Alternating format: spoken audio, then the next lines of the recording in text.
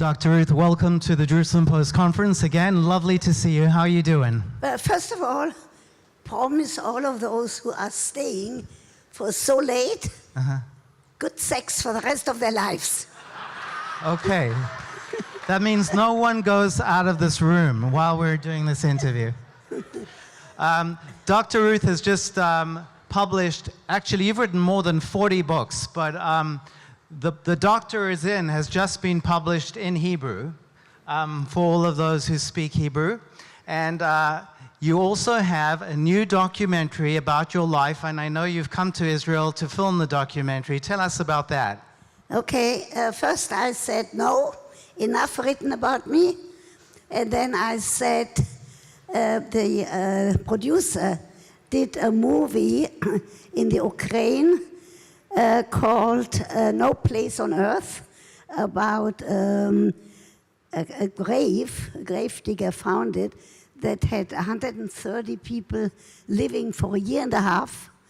And I did like that movie, because the one thing about movies like this, for me particularly in my personal life, and that's why I did this book, is because somebody like me, I'm going to be 90 on June 4th, and I'm going to Israel Thursday night, and I'm going to meet you. And somebody like me has to stand up and be counted and worry about those people who deny the Holocaust and those people who talk about Holocaust fatigue. That's even more dangerous than the denial, because when people say, don't talk about it anymore, it is not important. So I thought that to do a roller coaster book, a graphic novel, talking about my childhood in Frankfurt am Main, in an Orthodox family, talking about how the Nazis came to pick up my father, and talking about that I believe in freedom, because when I was 5, I went to the farm of my grandparents and let the geese out, because I didn't want them to be cooped up without being free. So I talk about my father, and I talk about that, how fortunate I am that I was sent to Switzerland, because the Kindertransport, if I had been sent to Holland, Belgium, or France, I would not be here. And I thought that in my typical way of thinking, that in the Talmud it says, a lesson taught with humor is a lesson retained. I talk about taking my grandchildren. First of all, when I show a picture of my grandchildren, I say loud and clear, Hitler is dead, and I have the best grandchildren in the world. And I talk about going to an amusement park and to go on a ride. 2 of my grandchildren, we are all being measured, 2 of my grandchildren can go on the ride, and I'm too short. So I thought that I should. Now as many of you know, I was in the Haganah, and you were a sniper. I was a sniper, so Steve, watch about your questions. Be careful. I was a very good sniper, and in 1948, on my 20th birthday, on June 4th, I was very badly wounded in Jerusalem, and both legs, and I was fortunate. There was a Jecke. You know what a Jecke is, a German Jew? A wonderful surgeon who fixed my feet, so I was a black diamond skier. And you know what, Steve? I can still dance the whole night if I find a good partner. Don't look at me. So I go to Israel every year, as you know. Yes. I used to give lots of seminars. This time I'm going with Forbes. They are taking 700 young people who very often Americans don't know enough about Israel, and I will do a little bit like therapy sessions. It's not real therapy, it's like mock therapy of people who are in business together, like a father with a son, like two cousins, like a husband and a wife.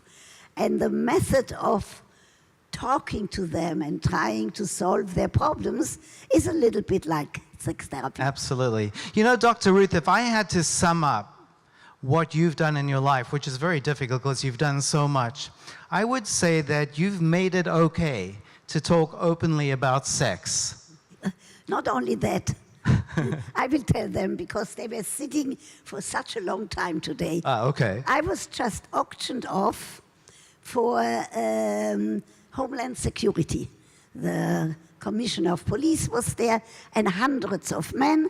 And I go to that fundraiser and I was auctioned off to take 4 people to lunch at Sardis, where there is a caricature of mine on the wall. And guess what? I'm blushing when I say it because I'm old-fashioned and a square, but I do talk about that subject. I got auctioned off for $6,900. Wow. So that number, to other people, I will say 7,000. So I don't have to say 69. However, however, for you, at the end of the day today, I want to say that. So I will go with Forbes to Israel. I'm going to meet you there. Absolutely. I'm going to go to Jerusalem with you, B'Yom Yerushalayim. And if somebody would have told me when I left and lived in an orphanage for 6 years in Switzerland, if somebody would have told me that a big shot like you is going to talk to me last year and this year again, and that I'm going to meet you in Jerusalem, I would have said, you must be kidding. So it's very nice to be Dr. Ruth. I'm sure it is. I was going to ask you the question, and it's a little bit serious, but, you know, besides being the world's top sex therapist, you're also a fantastic PR, TV personality who knows about hasbara. And the one thing that we in Israel don't seem to be so good at is presenting our case effectively. How would you advise the state of Israel as it turns 70 to make a better case for itself? So first of all, I'm going to do at this stage in my life, I have a meeting this coming week.